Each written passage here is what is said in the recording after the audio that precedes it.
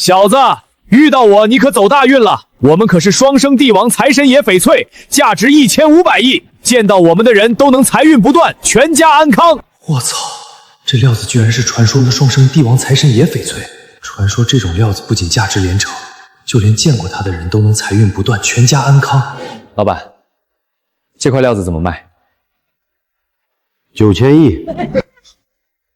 我操，9000亿！我给我爷烧纸都不敢这么烧啊！我操，不好意思，帅哥，我刚才忙着刷手机，说错了。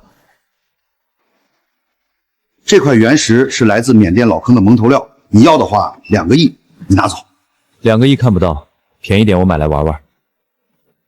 那您出个价，如果价格合适就卖你了。200万怎么样？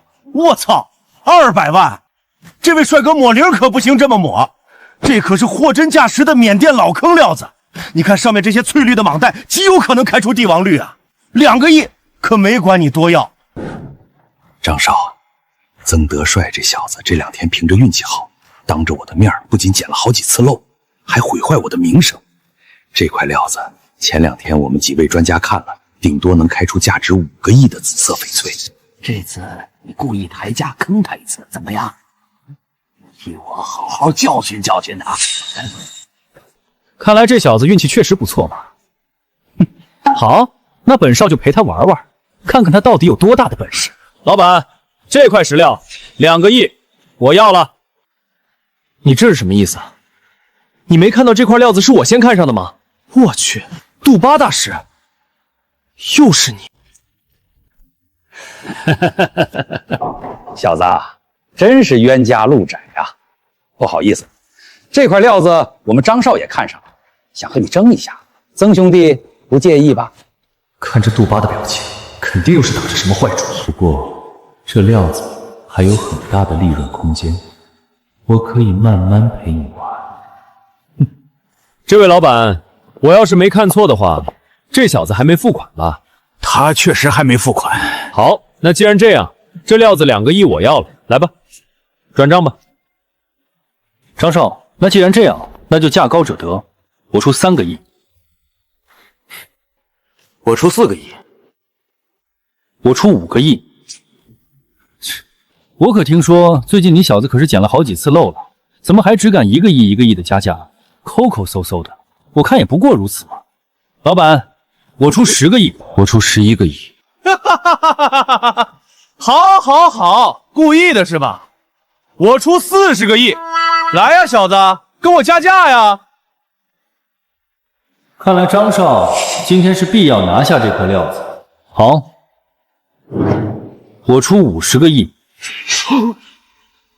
50亿，小子，你真有钱啊！杜巴大师，你看这小子好像急眼了，这次居然跟价50亿！哈哈哈，是呀，张少，我跟你说呀，这料子我们几个专家在一起早就看过了，顶多就能开出5个亿的紫色翡翠。哼，再跟价恐怕一会儿砸手里啊！要我说，还是让给曾兄弟吧。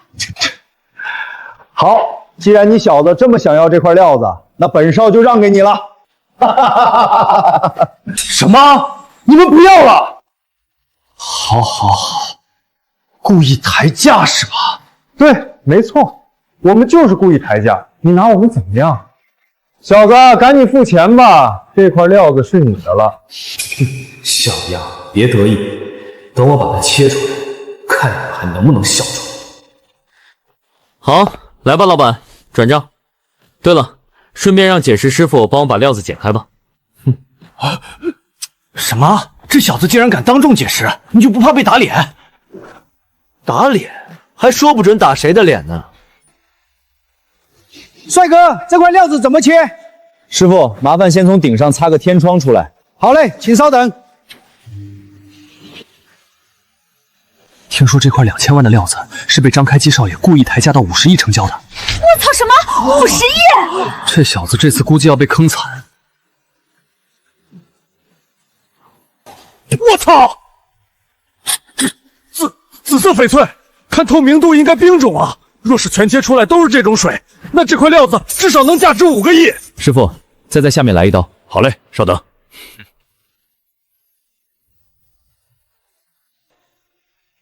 杜巴大师，没想到还真让你猜对了，不愧是南缅著名的翡翠玉石鉴定大师啊！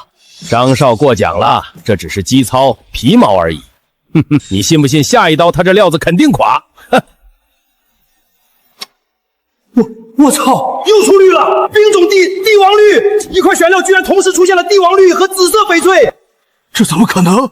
我的妈呀，还真是帝王绿！不可能！这小子竟然又运气这么好！放屁，运气好？难道每次都是运气好吗？看来这小子不简单呢。怎么样，杜巴大师是不是又打脸了？哼，只不过是运气好罢了。再说石头还没全部解开，你嚣张什么？下一刀肯定垮！好，师傅，再来一刀，让这位自称自己是大师的家伙开开眼。等等，曾兄弟别切了，这块料子我出60亿，我要了。哼，张少，如果你现在想要这块料子，最低600亿。什么？你小子简直是大头菜吃多了，如下一刀垮了，估计连6个亿都不值了。不值？好，那就在一旁好好看好了。师傅，继续切。这小子真是太狂妄了。张少不用切，他下一刀肯定垮。你给我闭嘴！就是因为你坏了本少的好事，如果我拿下这块料子，那这极有可能开双生翡翠是我的了。啊！这可不得了啊！我的妈妈们啊！刚刚那块紫翡翠全部解出来，竟然是极品帝王财神爷紫翡翠！啊！我操！极品皇家紫加极品帝王绿！是呀，这块料子的价值已经涨上天了。看来刚刚那小子说的600亿，真的没在吹牛逼。600亿就600亿，这料子我要了。陈兄弟，卖我吧！我新开的珠宝店急需顶级翡翠来撑场面。张少现在都跟我称兄道弟的了，怕是这价格不合适吧？哼，什么？那你说你要加多少钱？你尽管开口，我一定都满足你。好啊，你现在给我1200亿，我就卖给你。1200亿？你这价格开的也太离谱了吧！直接涨价1倍，能不能少点？你这料子虽然不错，但还有一半没解开，谁知道里面会开出什么？不值。既然你说不值，那今天我还就笃定了。劳烦你瞧仔细了，看看到底值不值1200亿。好，师傅，麻烦您继续解释。1000亿，别切了。1000亿怎么样？这是我能出到的最高。我说了，给我1200亿，料子就是你的。如果出不起，这就请在一旁看我慢慢解释。你算你狠！我就要看看你这块料子到底还能切出什么来。没错了，这就是传说中的双生帝王财神爷翡翠。妈妈，我真是3生有幸，竟然开出了这传说中的翡翠。解石师傅此话一出，全场顿时一片哗然。这种传说中的双生帝王翡翠，哪怕是看上一眼，也是多少翡翠人一辈子都不可企及的事情。这料子绝对是人间极品，怕是几百年都出不了这么一块吧？是，而且这么大块，1200亿都说少了。曾兄弟，我服了，这料子1500亿我要了。刚才是我不对，听了杜巴的屁话，故意跟你抬价。希望你大人不计小人过，1500亿卖我吧。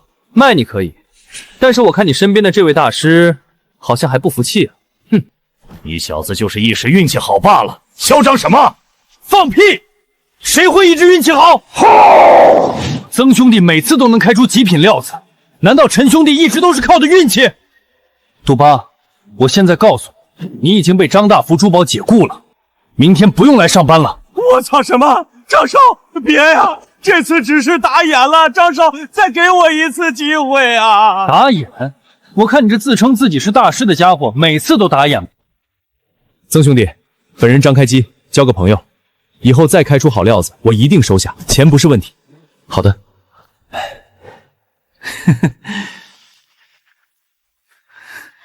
小子，别高兴太早，你连续使用我的力量，我已经感觉到有东西在追踪你了。什么？追踪我？就在你身后3点钟方向，那个戴兜帽的人，他已经跟了你很久了。他的身上有一种能压制我力量的东西。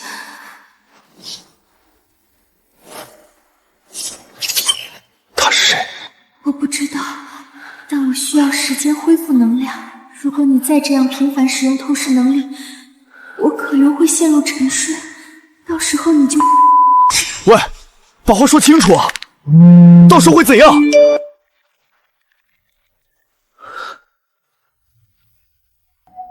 老朋友，我哪来的这种朋友？到底是谁在盯着我？阿帅，你怎么了？从昨天切完那块双生翡翠开始，你就一直心不在焉的。丽莎姐，你有没有遇到过被什么东西盯上的感觉？你是说那些珠宝商？正常，你现在是香饽饽。不只是他们。算了，可能是我多想了。今天去哪儿看料子？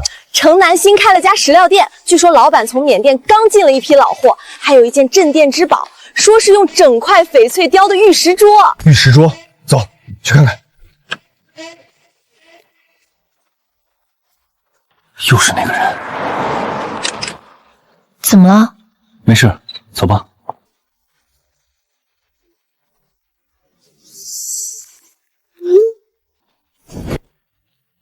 我操！没想到这玉石桌竟然是4星金龙玉和帝王绿2色翡翠制作而成。要是低价买下，把里面的翡翠开出来，起码价值2000亿。老板，这玉石桌我出10亿，我要了。我出15亿，18亿，20亿。曾德帅，这玉石桌虽然已经绝版了，但是价值也就是20亿上下，我就不信你小子还敢跟我争。哼，20亿！杜巴，你特么的是真敢加价呀！虽然你是我聘请的翡翠顾问，但是加价前你也得先问问我呀。这20亿不是小数目，这小子要是不要了，这破玉石桌不得砸手里吗？不好意思，程金老板，曾德帅这小子实在是太气人了，我这脑子一热激动了，没刹住车呀。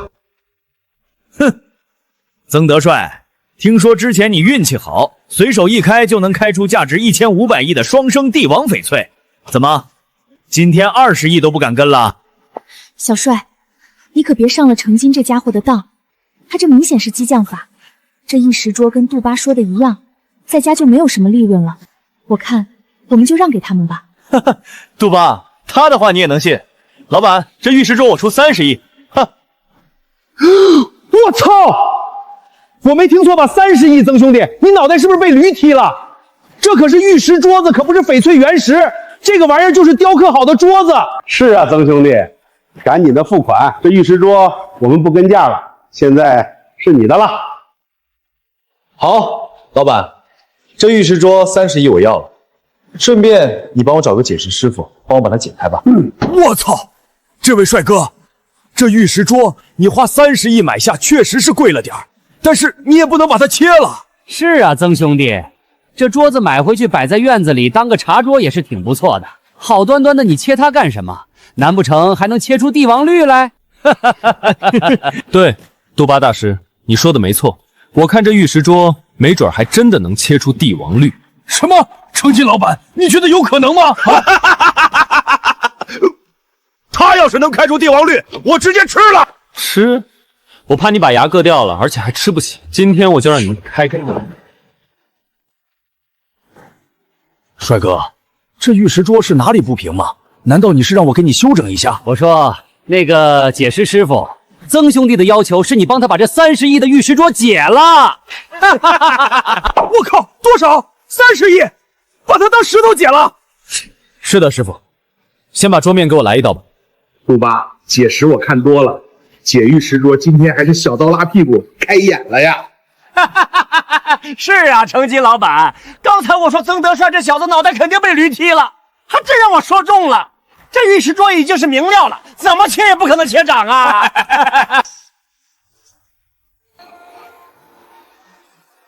我操，出绿了！出绿看这种水是帝王绿，而且从翡翠的走向看，估计这一桌面全是这么一大片的帝王绿，价值起码100亿起步啊！120亿，小兄弟，我们东皇珠宝愿意120亿收购你这个极品帝王绿，不知道小兄弟愿不愿意出手？我出130亿，我出150亿。各位，现在这桌子还没有完全解开，等下这桌子全部解开后，大家再出价也不迟。啊？什么？150亿？这光切了一个桌面就涨了5倍，还不卖？是啊，难道这桌子还有切涨的可能？是的，杜巴大师，你猜的没错。下面一刀你可看好了，师傅，把剩下的桌腿也给我解开吧。好嘞。光凭这一个桌面就已经切涨150亿了，我他妈的怎么当时就没有买下来呀？造孽呀！是啊，程金老板，刚才你要不拦着我出价，没准这个玉石桌就是我们的了。哼，杜巴，你除了会马后炮，你还会什么？我真后悔怎么聘请了你当我的翡翠鉴定顾问。我操，4星金龙玉！没想到这玉石桌里还藏着4星金龙玉，这可是集天地之精华于一身的无价之宝啊！至少价值1500亿。曾少，您看啊！什么4星金龙玉？这怎么可能？这一下真是猴他奶奶狒狒了！这小子这是又赚麻了呀！小兄弟，这帝王绿加上这个4星金龙玉，2000亿一起打包如何？2000亿就想打包，简直是大头菜吃多了。我出2500亿，3000亿。这料子我们东皇珠宝要定了。这东皇珠宝直接开出顶告价，看来我们是没希望了。唉，好，既然东皇珠宝这么想要我这2块料子，那就3000亿成交。3000亿！这小子为什么每次运气都这么好？难道他会透视眼不成？哼！杜巴，我们走！我操，老板，你这是怎么了？我实在是受不了了，30亿！这小子转手间切开就卖了3000亿，这简直比抢钱都快啊！小子，别出去，外面有埋伏。什么？那个兜帽人带了帮手，就在门口。他们身上有能屏蔽我感知的东西，我看不清他们具体要做什么，但能感觉到恶意。小帅，走啊，愣着干嘛？丽莎姐，我们从后门走。后门？为什么？别问了，相信我。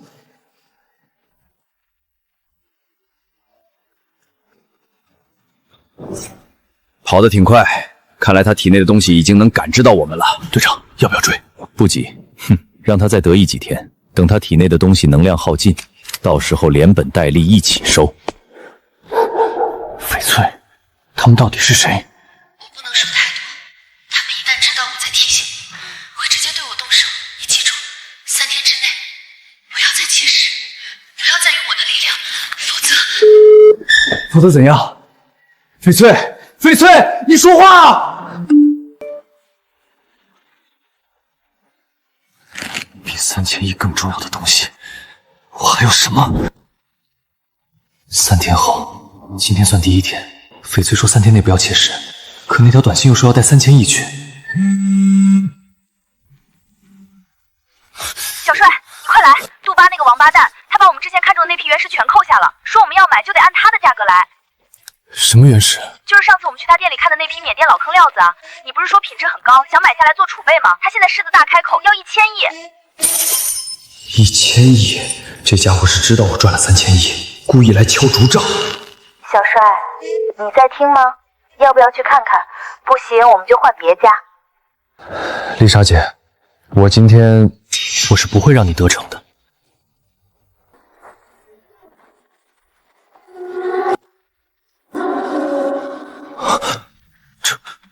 这是什么时候出现的？小帅，你还在吗？去，我马上到。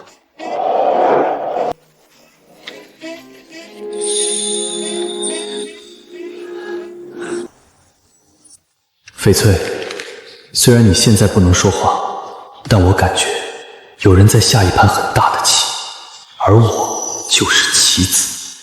但谁告诉你，棋子不能掀翻棋盘？这批料子质量高的可以啊，只要能买下来，那我们星耀珠宝的储备就不用愁了啊。曾兄弟，这一批石头是最近从滇南买来的老坑资料，还没来得及清理，原汁原物，品质绝对高。杜老板，只要东西好，价格绝对好说。曾兄弟，昨天我有幸目睹了你赌石的实力，真是佩服佩服啊！杜老板言重了，我只是运气好而已。你就在一旁休息一下，我粗略的看一下，这些原石合适的，我就全买了。好嘞，你慢慢看，我就不打扰了。曾德帅拿着记号笔走到原石边，有价值能翻倍的就打上一个记号。曾兄弟，一共5块，这些全要了是吗？是的，杜老板，你报个价吧。价格，曾兄弟就给1000亿吧。什么？杜老板，你是多说了好几个零吗？这价格太不实在了，看来你是不想卖了。杜巴，你真卑鄙！哼，这位女士，1分钱1分货，我的东西值这个价。稍安勿躁，先别着急生气。曾兄弟，你怎么看？曾德帅，这个价格太高，既然杜巴不诚心交易，我们走吧，找下一家。这位女士，你可想好了，曾兄弟挑的这些东西可都是极品，过了这个村就没这个店了。别冲动，我来处理。他知道今天确实被杜马拿捏了，因为前几次在他面前开出了1500亿的双生帝王翡翠，因此杜巴认定此次曾德帅挑选的原石必将质量极高，所以他漫天要价。即便曾德帅不满，自己把5块原石留下来自己解释，肯定也能利润翻倍。曾兄弟考虑怎么样？杜老板，一口不要吃太狠。这样吧，500亿我收了。你做梦！你觉得可能吗，曾兄弟？你就直接给我打个对折，你比我还狠呐！杜老板，你这几块原石成本应该200亿，现在能净赚300亿，已经非常不错了。那不一定啦。经过曾兄弟您的挑选，如果我留下来自己卖，我觉得怎么也能赚1000亿。曾兄弟，1000亿买去，你们不亏。以曾兄弟的眼光，利润绝对还能翻几倍，你说是吧？看着杜巴那一副欠打的表情，曾德帅差一点就控制不住了。杜老板，我算是服了你，600亿，你爱卖不卖，不卖我就走了。这操作把杜巴看懵了，属实没搞明白怎么不按套路出牌。哎，曾兄弟，且慢且慢，有话好说，有话好说，别直接就走嘛。哼，杜巴，你能不能爽快点？能卖就卖，不能卖就拉倒。别急嘛，我卖，600亿就600亿吧。早卖就直接说嘛，不要耽误时间。来，转账吧。曾兄弟，等一会儿，我话没说清楚。啥？杜巴，你是什么意思啊？我话没说清楚，600亿可以卖给你们，不过嘛，不是卖这5块原石，而是请你们另外再挑5块了。杜巴，你这心也太黑了，净想好事。我们都挑了，还让我们重新挑。曾兄弟，实话和你们说吧，我想好了，这5块原石已经成了我的镇店之宝，给我2000亿，我也不会卖了。杜巴，算你厉害，我们走，这家店永远拉入黑名单。丽莎姐，别走啊！还不走干嘛？算了吧，我还是再挑选5块吧。什么，小帅，你别让他小人得逞了。市场里还有无数的店铺，我们去别家看看。丽莎姐，算了，既然来了，别空手而返。杜老板，麻烦你帮我挑选5块。曾德帅拿起记号笔，再次在货架上重新挑选了5块原石。杜老板，借你拖车帮我推到解石室吧。曾兄弟，难道今天又要现场解石？是的。好嘞，我这就给您安排解石。皇氏集团的千金小姐养尊处优，细皮嫩肉，看她那模样，像是会赌石的人。他不会，你们看他旁边不是还有一个军师吗？那小子毛还没长齐吧？年纪轻轻，眼高手低，他能赌石？我当场把所有原石给吃了。什么？你吃？估计你吃不起。哼，这小子接连开出了双生帝王翡翠和金龙玉，那金龙玉被我3000亿给收了下来。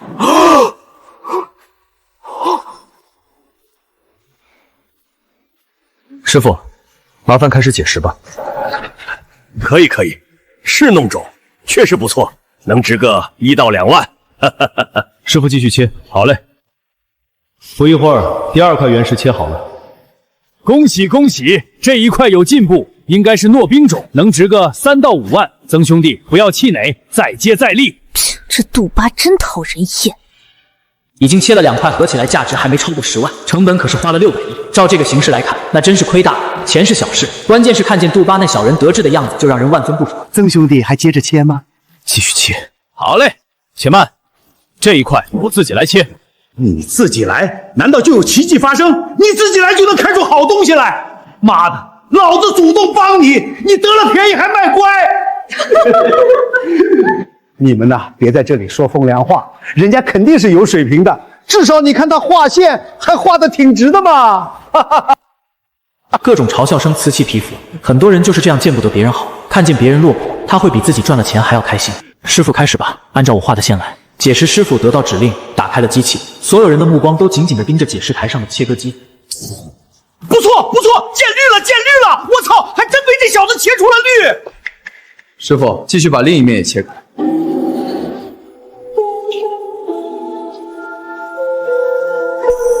牛批！这一面也绿了，也绿了！我操，帝王绿，帝王绿！不可能，绝对不可能！帝王绿应该在我的仓库里。就这种水纯洁度来说，通皮透绿，呈现玻璃种甚至龙石种，妥妥的帝王绿级别。初步估值1000亿以上。杜巴看着看着，居然哭了出来。不知道是看到这样的极品太激动哭了，还是因为自己与巨款失之交臂，满腹悔恨而哭了。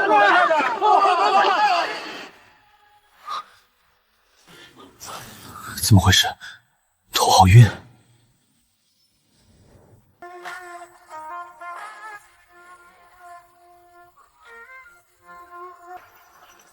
那些人在做什么？他们在升级你的能量。这4块料子是陷阱，不要去。翡翠，你还在？什么陷阱？说清楚！陈梦强会找你，那块标王我没钱。陈老，小帅，我听说你又切出了帝王绿，太好了！我正好在捷克拍卖行拍下一块标王石料，明天你过来帮我看看，我相信你的眼光。陈老，我就这么说定了，明天上午我让司机去接你。标王陷阱，难道陈老也被他们利用了？明天的事都安排好了吗？安排好了，薛豪会在那里等他。很好，让他再得意最后一次。明天之后，他的黄金眼就是我们的了。翡翠说第4块料子不能切，可陈老的面子不能不给，只能走一步看一步了。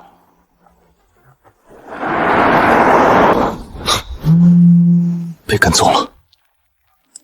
小子，看好了，我可是高冰种红色翡翠，价值50亿。我操！没想到陈老的这块标王石料居然是极为稀有的红色翡翠，但若是想最大价值的解开此石料，没有极高超的剑士本领还真不行。小帅，这就是我从捷克拍卖行花3.3亿拍下的标王石料。从你的角度看，感觉这块石料怎么样？正当曾德帅想要回答之际，一个大约30-40岁、气质不凡的中年大叔朝这边走了过来，随后开口说道：“陈老，不好意思，我来晚了。不急不急，时间还早着呢。小帅跟你介绍一下，这位便是刚刚我和你提到的全大夏数1数2的翡翠鉴定师薛豪薛会长。你今天若是能学到他的一招半勺，足以让你受用终生。薛会长，这位是我一位好友的女婿曾德帅。”听着陈老的话，曾德帅谦虚地向王会长说道：“今天有幸见到王会长您鉴定原石的现场，小弟我真是3生有幸。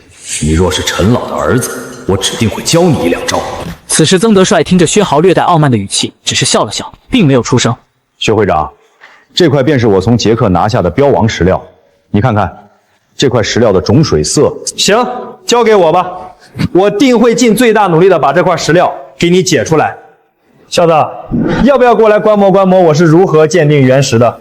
不过我可是很快的，你若是跟不上我的速度，可别怪我没有教你哦。你快关我什么事？反正又不是我快。曾德帅，你该不会是害怕了吧？说完，薛豪拿着手电筒对这块石料里里外外的观察起来。看到这石料的底部1/3处时，脸色顿时变得兴奋起来。这是一块足以让我血液沸腾的绝世好料子，不能让陈永强就这样把它切了，得想办法从他手中忽悠过来才行。陈老，您这块料子是花了多少钱拍下的？3.3亿。恕我直言，你的这块石料完全没有解开的价值，我建议你直接卖掉为好。听着薛豪的话，陈老皱了皱眉头，随后一脸疑惑地对着薛豪说道：“薛会长，你此话怎讲？原因有2，其一，经过我刚刚的观察，这块石料在强光的探照下，其内部的水头明显不足。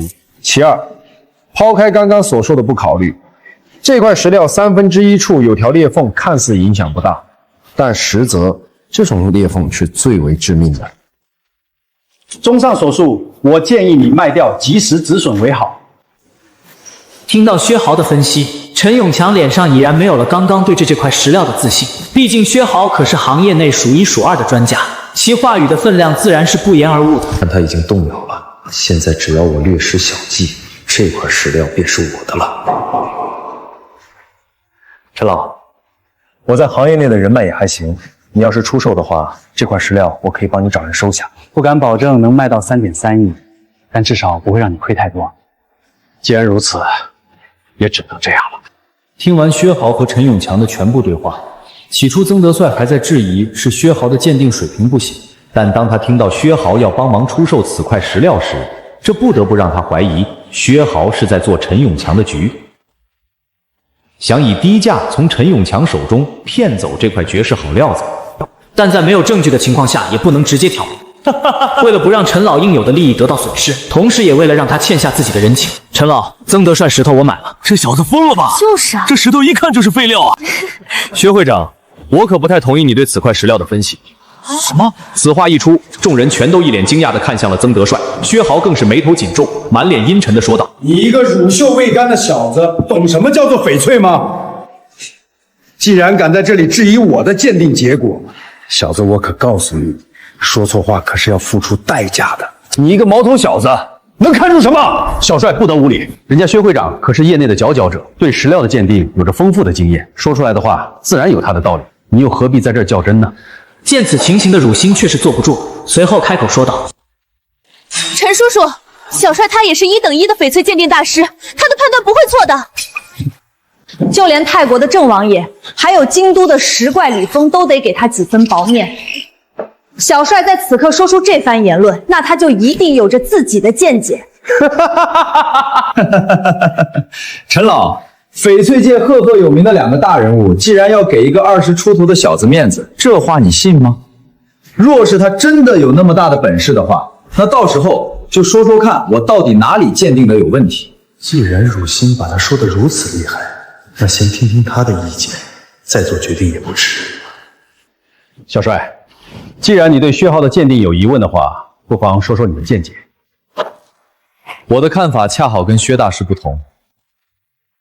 从这块料子的皮壳表现以及内部的品相来看，我认为这块料子绝对是块极品好翡翠，价格至少在50亿以上。哼，神仙难断寸玉，现在料子都还没揭开，你却连它的价格都说出来了，难不成你比神仙还厉害？我看你就是想在陈老面前出风头，故意说的罢了。陈老，这种信口开河的人，你还是赶紧把他赶出去吧。神仙有多大的本事我不知道，但是在翡翠这一块，我就是有自信。陈老的这块石料就是会涨。陈老，你若是放任这个乳臭未干的小子继续胡闹的话，我可就走了。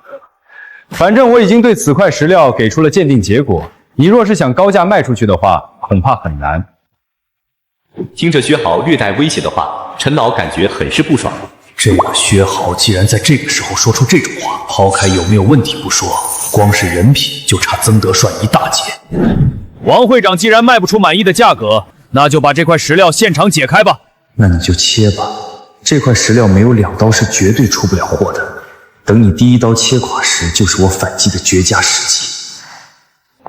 陈老，我丑话说在前头，等会儿若是切垮了，可别怪我没有提醒你。行，你的鉴定费我会1分不少的付给你。小帅，我们开始吧。随后，曾德帅便走到那石料的跟前，沿着外表那条细微的裂缝开始划线。这块石料最大的难点就在于它的解石，没有绝对的实力肯定是解不出来的。薛豪估计就是看中这一点，才敢设套骗陈永强。只可惜今天你遇见了我，算你运气不好。师傅，第1刀沿着这条线帮我切下去。很快，随着解石师傅手中解石机的落下，第1刀的解石就开始了。此时陈老的脸色紧张到了极点，毕竟价值3.3亿买的料子马上就要揭晓结果。陈老，第1刀切垮了，解出来的面什么都没有。什么？这可是3.3亿拍下的料子，怎么可能会是这种结果？我不信啊！怎么可能会是这样？难道小帅这次真的打眼了吗？让你跟我斗，果然跟我猜想的一模一样，机会来了。陈老，我刚刚明明已经提醒你了，你却非要听这个小鬼的话，才导致如今这结果。不过你也别太伤心，以我在翡翠圈子积累的人脉，你这块料子还能值点钱，价格会比之前更加低一点，但总比什么都没有了强。你这么着急的想要收下这块料子，你图什么呢？陈老，一点小钱，我薛豪还不放在眼里。我看你是害怕。料子还没有解完，你怎么就敢断定这块石料会一文无值？你这个无能之辈，害陈老亏了几个亿，还在这里大言不。陈老，他就是一个无能之辈。这第一刀已经很明显可以看出来了，还是把他轰出去为妙，不然你就真的一无所有了。而此刻的陈永强听着薛豪的话，并没有理会他，却是转头对曾德帅说道：“小帅，继续切你的第二刀吧，我相信你的眼光，这第二刀绝不可能会是这样的。”怎么可能？都这个时候了，陈永强为什么还能再相信他？必须阻止他们了。这第二刀若是让他们解出来，我不但什么都得不到，还会名誉扫地。陈老，曾德帅就是一个无能之辈，你若是继续再相信他的话，你就什么都没有了。我陈永强混迹江湖这么多年，会看不出你心中的那些小九九吗？这么着急的就想让我把这石料卖了，想必你是想从中牟利的吧？来人，把他给我赶出去！另外，把他的这种行为通报整个行业。陈老，求求你别啊！这个薛豪实力还是很强的，只可惜用错了地方。师傅，沿着这2条线继续切吧。收到。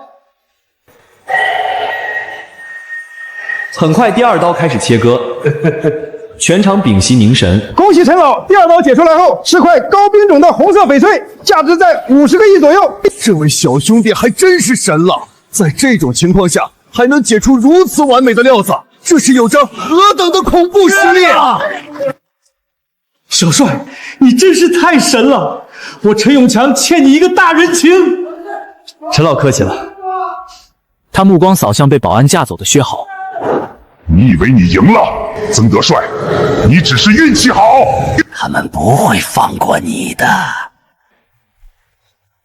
你说什么？刽子手？薛豪被拖走，曾德帅追出去2步。小帅，别理他，疯狗乱叫而已。陈老，薛豪背后还有人指使。我刚刚收到消息，薛豪最近跟一个神秘组织走得很近，那个组织专门追踪拥有特殊能力的人。特殊能力？具体我也不清楚，但你最近风头太盛，要小心。对了，3天后云南有个大型翡翠拍卖会，据说是整个西南地区今年最大的，你去不去？3天后，城南废弃仓库。你说什么？没什么。陈老，拍卖会的邀请函能给我一份吗？当然，我让人给你送去。曾德帅离开陈家。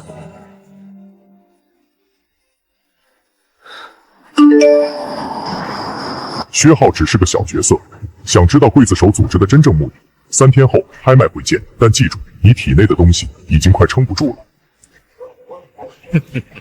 刽子手，不管你们是谁，想动翡翠，先问过我。他摸了摸胸口，那里隐隐发热，翡翠在回应他。小子，你不该去拍卖会。你醒了。我只是勉强恢复了一点。那个刽子手组织，他们在收集我的能量量。每次你切开一块翡翠，我就虚弱1分。为什么？因为我就是翡翠之灵，你切出的每一块极品翡翠都是我的能量具现化。他们想要的是我的本体在哪儿？就在明天的拍卖会上，最后一件压轴拍品那块祖母绿翡翠就是我的本体碎片之一。什么？所以他们设下这个局，引你去拍卖会。如果你拍下那块祖母绿并切开，我会彻底沉睡，他们就能夺取我的力量。那我就不切。不切，他们也会想办法抢。你唯一的办法是拍下它，但不切，然后找到方法把它和我重新融合。好，明天我不仅要拍下它，还要让刽子手组织付出代价。我操，今天这场拍卖会的质量还真的是高的不行，有3块石料都是超千万级别的，特别是最后的压轴拍品，竟然是比帝王绿还稀有的祖母绿翡翠，价值最少在28亿左右。这块石料要是切出来，势必会轰动整个云南翡翠界。但翡翠说了，那是它的本体碎片，绝不能切。曾哥，今天的这些拍品你感觉怎么样？今天有几块石料都是非常不错的，特别是最后的那压轴拍品，我们得重点关注。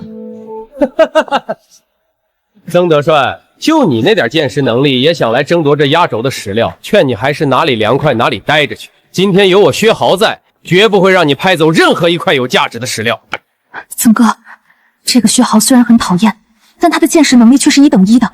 上次在我爸那儿跟他结下了梁子，今天他势必会针对我们。就算他再厉害，还能有我透视眼厉害？更何况薛豪不过是刽子手组织的一条狗罢了。他掀不起怎样的风浪，我们还是把心思放在今天的拍品上。走吧，拍卖会快开始了，我们过去准备准备。欢迎大家回到我们的拍卖会现场。今天的拍品全部都是从缅甸公盘淘回来的极品老坑石料，特别是竖立在正中央的压轴拍品，将会是我们本场拍卖的重头戏。既然大家都对现场的石料有了初步的了解，那么我们事不宜迟，马上开始我们今天的第一件拍品。这是一块缅甸帕梗东山料。虽然是新坑口的山料，但是经过我们的专家鉴定，这块原石外皮呈白色砂糖状，不但有很明显的风化痕迹，且有深绿的条带，极有可能开出大块的极品翡翠。起拍价50万，每次加价不得少于1万。秦大小姐口才不错，但我们都是冲着公盘上的老坑料来的，谁会去竞拍这样一块用来凑数的料子？赶紧开始下一块石料的竞拍吧。主持人见到台下的众人对此块石料完全没有了兴趣，也是尴尬到了极点。正想宣布此块石料进入流拍时，曾德帅却突然开口说道：“我出51万。”话音刚落，全场所有的人都像看傻子似的看向他。这小子是谁家的富家公子，竟敢对这样一块垃圾料子叫价，还真是一个大傻子。小兄弟，你还真是什么都不懂，就来玩翡翠原石，你这样迟早会亏光所有。我劝你还是早点回家去吧，主持不是你这种水平的人，能玩明白的。这块帕克东山料我刚刚用透视眼看到，内部可是有着一大块的玻璃种翡翠，价值在3800万左右。你看你盼到，你们就尽管笑吧，这样我就能以最低的价格拿下这块石料了。曾哥，这块石料大家都不看好，我们此时出价是不是太冒险了？放心吧，我自有我的打算。曾德帅，你的打比想就是认为我会出来针对你，然后跟你竞价，等你把价格抬上来后再退出，这样就能坑我了吗？你以为我会拿这块石料，你就乖乖的自己啃下去吧。还真是自作多情，你不出声，我都不记得有你这样一只蚂蚁存在。本以为他刚刚开出帝王绿，多少会有点实力，现在看来也只不过是运气好吧。让我们恭喜167号选手以51万的价格拿下我们本场的第一块石料。接下来是我们的2号拍品，2号拍品成交。随着拍卖会的不断进行，接下来的2至8号石料中间，曾德帅虽然叫价过几次，但都分别被大祥和大龙两家珠宝行以高价拍走。紧接着就来到了他所重点关注的9号石料。这可是一块顶级冰种激光红翡翠，价值在8000万左右。要不是里面有着一条不可避免的裂缝，此块石料至少还能再提出几个手镯，那价值起码再翻一番。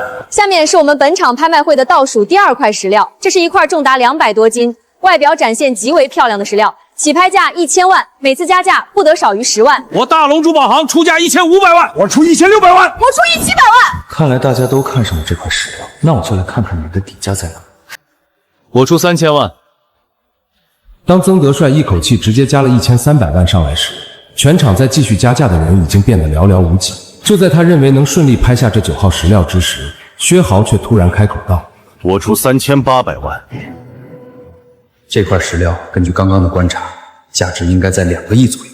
这种好料子定会是我薛豪的。曾德帅，你以为你一口气把价格提上来就能吓退所有人了？别忘了，全场能看出此块石料价值的人不止你一个。哦，是吗？那我倒要看看你能看出个什么来。我出5000万，6000万，7000万，8000万。此时在场所有的人看着两人疯狂的不断往上叫价，全都震惊不已。薛豪，薛会长竟然把这块石料给叫到了8000万，光是这种气魄就让人佩。那个刚刚拿下那1号拍品的菜鸟，就这种水平也敢跟薛会长竞价，还真是不知天高地厚。待会儿他是怎么嘎的都不知道。小子，薛会长叫价8000万，你还敢继续跟吗？小心裤衩都亏没了。看来这个薛浩还是有点实力的。既然如此，我就把价格加到极限。他若是敢继续加价，这块石料对我来说就已经没有继续再竞拍的价值。我出8500万。好，这小子还真敢加价。该不会是主办方派来的托吧？目的就是为了抬价。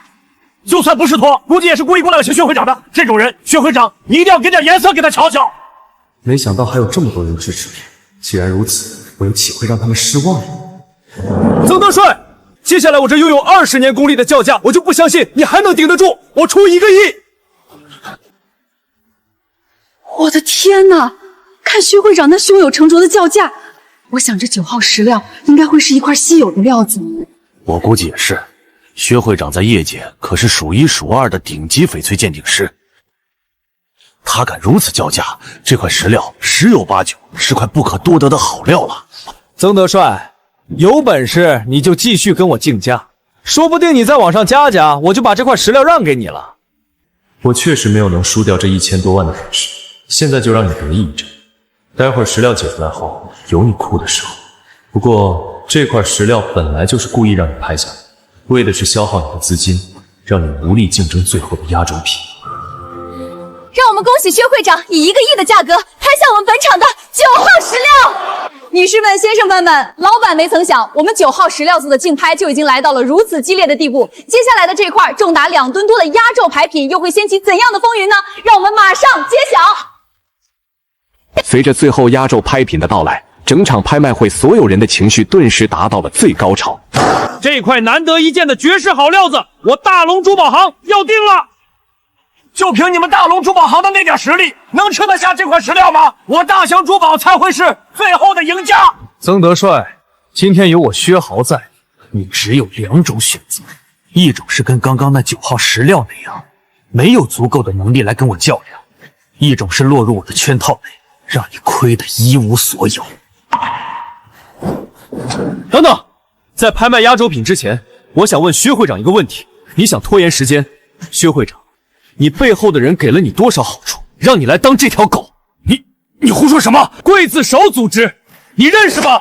我不知道你在说什么。那我来告诉你，你拍下的那块9号石根本不值1个亿，里面只有一层薄的激光红翡翠，剩下的全是废料。你上当了，薛会长！不可能，我亲自鉴定的。你鉴定的时候，是不是有人给了你一块特殊的强光手电？那手光能改变翡翠在你眼中的颜色。现在让我们开始压轴拍品上项的竞拍，我拍下来之后不会当场解石。什么？不解石？那拍下来做什么？因为我怀疑这块料子里藏着的不只是翡翠那么简单。他知道了，启动 B 计划。压轴拍品起拍价1亿，每次加价不得少于100万。开始。1.5亿、1.8亿、1.9亿、2.5亿、3亿、4亿、5亿、6亿、7亿、8亿、9亿、 10亿、 10亿零100万。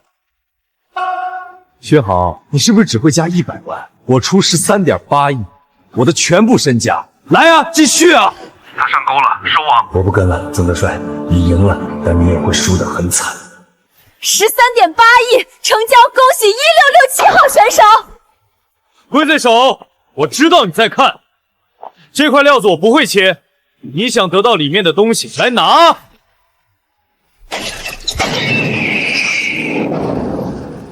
曾德帅，你比我想象的要聪明，但聪明人通常活不长，是吗？翡翠就是现在！不可能！你怎么还能使用它的力量？因为我从一开始就在骗你，翡翠没有沉睡，它只是在积蓄力量。现在该你们付出代价了。有意思，但你以为这样就结束了？你的翡翠能量已经消耗的差不多了，而我的手下每个人都有专门克制你的装置。小帅，他们在压制我。翡翠，坚持住！小帅哥，李三姐，别过来，快报警！报警？你觉得警察管得了我们的事儿吗？曾德帅，交出翡翠之灵，我可以放你和你的朋友一条生路。翡翠不是物品，他是我的朋友，想要他，先过我这一关。徒劳。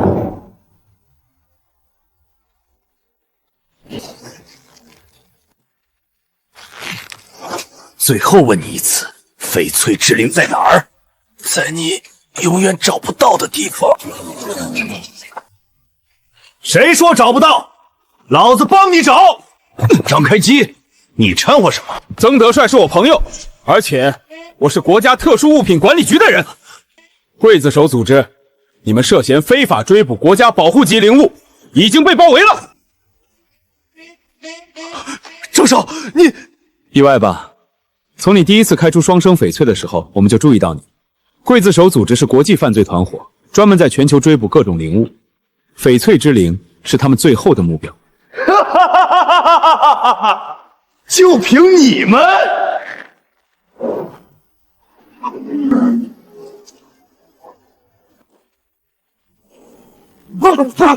这是暗物质干扰器，在这个立场里，翡翠之灵的力量会被完全封印，而你们都会死在这里。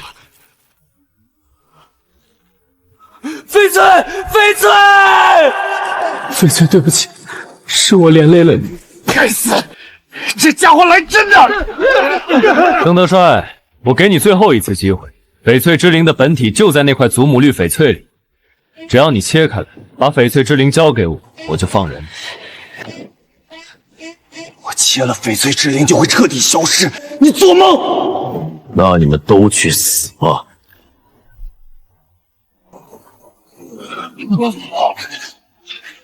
什么？不可能！他怎么会自己苏醒？小子，谢谢你保护了我这么久，但现在轮到我来保护你了。翡翠，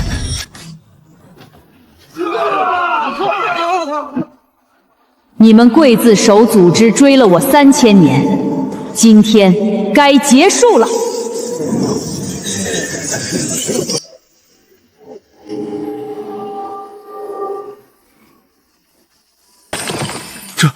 这是传说中的万翠之祖。没错，我就是所有翡翠的源头，而曾德帅是我选择的主人。谢谢。不可能，组织不会放过你们。他们已经被传送到了特殊物品管理局的监狱。张开机，剩下的交给你们了。明白。